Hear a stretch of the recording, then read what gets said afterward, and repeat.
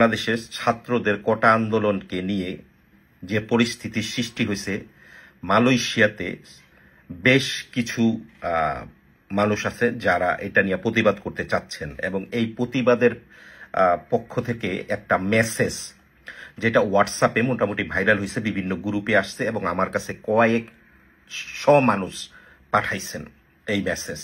আমি তাদের সবার উদ্দেশ্যে বলতে চাই, যারা এই আয়োজক, যে আপনারা সোবাং 2-তে পাসামালামের যে মাঠ আছে সেই মাঠে 21 জুলাই যাদেরকে ডাকতেছেন, যদি আপনাদের কাছে যে মানববন্ধন আপনারা করতে চাচ্ছেন, যদি আপনাদের কাছে মালয়েশিয়ার পুলিশের অনুমতি না থাকে, দয়া করে এই পদক্ষেপটা নিবেন না।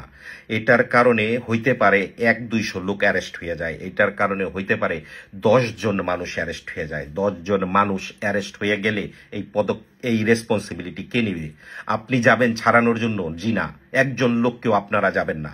বর্তমানে কোটা আন্দোলন, ছাত্রদের আন্দোলন, যেটা এখন বর্তমানে আমি দেখতেছি রাজনীতি পর্যায়ে জড়িত হয়ে যাচ্ছে।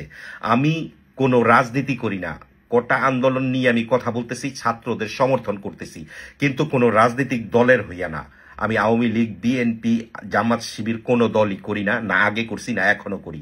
আমি ছাত্রদের সমর্থন করি, আর সেই সমর্থনটা আপনি প্রবাসে থেকে ফোনের মাধ্যমে, টিকটকে, ফেসবুকে প্রতিবাদ করতে পারেন, কিন্তু কোনো মানববন্ধন কোনো জায়গায় করার আগে অবশ্যই পুলিশের অনুমতি লাগবে।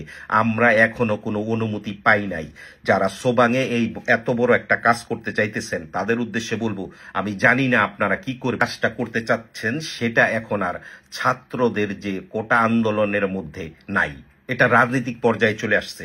তাই আমি যারা এই রাজনীতির খেলা খেলতে চাচ্ছেন মালয়েশিয়াতে, তাদের উদ্দেশ্যে বলবো, প্লিজ এই কাজটা করবেন না, কারণ আপনার কারণে 50 জন মানুষ অ্যারেস্ট হয়ে যাবে। যে কোনো টাইমে চতুর্দিক দিয়ে ঘিরাও দিয়া সবাইরে ধরে নিয়ে যাব। বর্তমানে মানুষের এক জায়গায় ভিসা, আরেক জায়গায় আইসা সোবাং থাকে। সোবাং একটা ইন্ডাস্ট্রিয়াল এলাকা, যেখানে হাজার হাজার বাঙালি থাকে। আপনাদের ডাকে শত শত মানুষ চলে আসবে।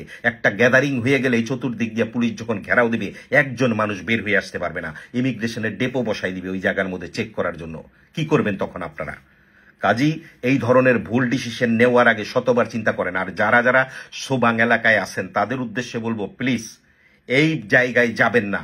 যদি ওনাদের কাছে পুলিশের অনুমতি না থাকে, যারা এই হোয়াটসঅ্যাপে এই লেখাটা ভাইরাল করছেন, এই জায়গায় আপনারা যায়েন না। অনেকে আবেগে, রাগে এই জায়গায় যাবেন, কিন্তু যাবার পরে কিন্তু উল্টোটা ঘটবে। আপনাকে দূতাবাসও আসবে না হেল্প করতে। আমি লিটু তো দূরে থাক, আমিও আপনাকে হেল্প করতে পারবো না। হাজার হাজার মানুষের সমস্যা হইয়া দাঁড়াইব। এমন ভুল করা যাবে।